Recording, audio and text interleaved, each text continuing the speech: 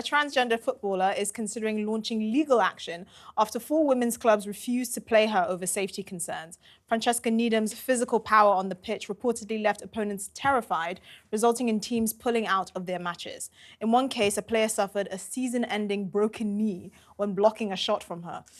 Needham has now decided to step down from playing football for the foreseeable future for the sake of her club Rossington Main ladies. But far from backing down, she is considering pursuing a case of discrimination, arguing she has abided by all Football Association policies on transgender players.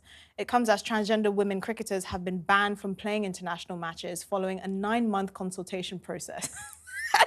The audacity of this woman to try and sue women for not wanting to play with a biological man is just hilarious. But look, women should have been doing this, well, female athletes should have been doing this from the very beginning, because if that was the case, you wouldn't see, you know, MMA transgender fighters basically bashing women's skulls in because of the rules, right? At the end of the day, biology is what matters in sport. You're playing a body, not an identity. And I can't believe it has to get this far. The fact that she can even consider legal action, I mean, that makes me terrified. What do the rules say about this? Can she actually win a case of discrimination for people not wanting to have their knees blown out by playing against a biological man? Well, that person was just blocking a shot, but obviously our friend Francesca has got a hell of a shot on her. The fact of the matter is that the other female players in this female league were quite clearly terrified of her. We'll have to see what the rules are of that local league. I'm not even quite sure what they are when it comes to professional football. Could a woman play in the Premier League? I don't know. But if the case is that she can play in that women's league, then she is going to have a case here, I would have thought. Yeah, I would have thought she would have a case.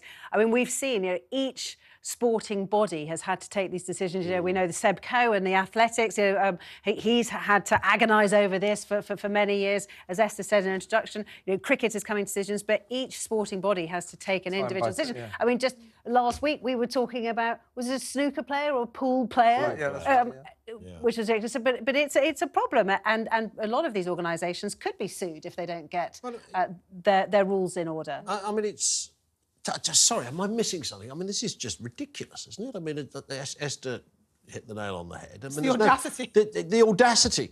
I mean, it's not about, you know, I don't like you because you're transgender. It's not about I want to give you a hard time because it's just the basic facts of the matter. That sport is not about identity, as you said. It's about there's a physical element to it. The idea that you would have somebody who's biologically male in a sport of female would clearly be at odds with just logic and common sense. Doesn't it depend on what that league's rules are? That's the point. I totally agree with you. But, you know, for example, cricket, until recently, trans women could play in women's cricket, but now I think they've changed the rules. So, as you say, Daisy, it's going ridiculously, in my view. It's going on a sport-by-sport basis, and one by one. I can just update us. The rules for lower league football teams, as they stand, players are entitled to play in a league of their affirmed gender. Each application is considered on individual merits based on the safety of the applicant and other players and fair competition. This is all a quote. The blood testosterone levels of any transgender players are supposed to be checked each year. I mean, ultimately, you know, it's back to... We've rehearsed these arguments so many times. Sport is meant to be inclusive. Sport is meant to encourage absolutely everybody. We want everybody who wants to play sport to have a place. But where is that place in order to secure the safety and the health of everybody? And I think that's the real issue that we're in, isn't it? Because this is a situation that, you know, it's a bit of an unknown, that it's evolving literally right before our eyes. People are coming forward and saying, you know, I want to play in this league, I want to play in that league. The rules are not clear across the board.